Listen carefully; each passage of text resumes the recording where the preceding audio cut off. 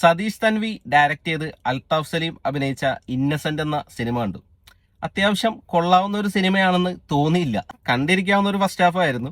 അത്യാവശ്യം കോമഡിയും കാര്യങ്ങളൊക്കെ ഉണ്ടായിരുന്നു. അപ്പോൾ അൽതാഫ് സലീമിന്റെ പെർഫോമൻസും നല്ല രീതിയിൽ പുള്ളി ചെയ്തിട്ടുണ്ടായിരുന്നു. അത്യാവശ്യം ഇമോഷണൽ കണക്ഷനും കാര്യങ്ങളൊക്കെ ഉണ്ടായിരുന്നു. പക്ഷേ സെക്കൻഡ് ഹാഫിലേക്ക് വന്നപ്പോൾ സിനിമ മൊത്തം കയ്യിൽ നിന്ന് പോയി.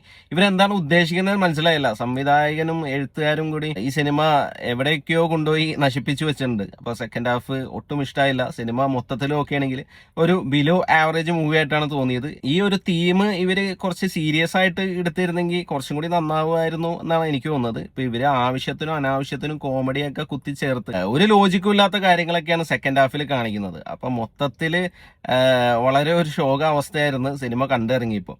സിനിമയുടെ പെർഫോമൻസ് പറയുകയാണെങ്കിൽ അൽതാഫ് സലീമാണ് നായകനായിട്ട് വരുന്നത്. പുള്ളി സ്ഥിരം ശൈലി തന്നെ ആ റോള് ചെയ്തിട്ടുണ്ട്. കൗണ്ടർ കോമഡീസും പുള്ളിയുടെ സ്ഥിരം മാനേജർസും കാര്യങ്ങളൊക്കെ ആയിട്ട്. അപ്പൊ മോശം പറയാനില്ല, കൊള്ളാവുന്ന ഒരു പെർഫോമൻസ് ആയിരുന്നു. പിന്നെ ഈ സിനിമയിൽ ജോമോൻ ജ്യോതിർ ഉണ്ട്, അൽതാഫ് സലീമിന്റെ ഫ്രണ്ടായിട്ടാണ്. അപ്പൊ ഇതുപോലൊരു ഫ്രണ്ടൊക്കെ ഉണ്ടെങ്കിൽ എങ്ങനെ ജീവിതം കൊള്ളാവും എന്നുള്ളത് കാണിച്ചു തരുന്നതായിരിക്കും ഈ സിനിമ. കാരണം ഒരു ലോജിക്കും ഇല്ലാത്ത ഉപദേശങ്ങളൊക്കെ കൊടുത്ത് നായകനെ കൊണ്ടുപോയി കുഴി ചാടിക്കുന്ന ഒരു കൂട്ടുകാരനായിട്ടാണ് ജോമോൻ ജ്യോതിർ ഈ സിനിമയിലുള്ളത്. പിന്നെ നായികയായിട്ട് വരുന്നത് അനാർക്കലി മരക്കാറാണ്.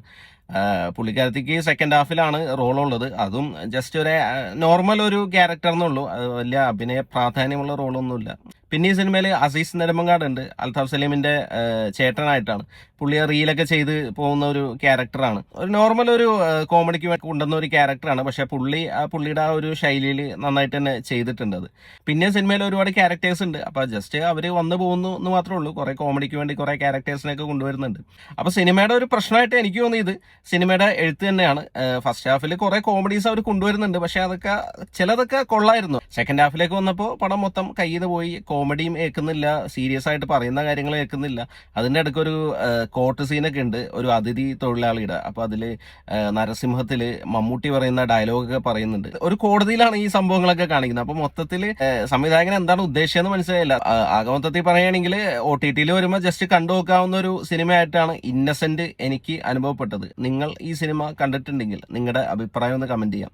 വീഡിയോ ഇഷ്ടപ്പെട്ടാൽ ഒന്ന് ലൈക്ക് ചെയ്യാം. ചാനൽ ഒന്ന് സബ്സ്ക്രൈബ് ചെയ്താൽ സന്തോഷം. പുതിയൊരു വീഡിയോ നമുക്ക് വീണ്ടും കാണാം. Thanks for watching.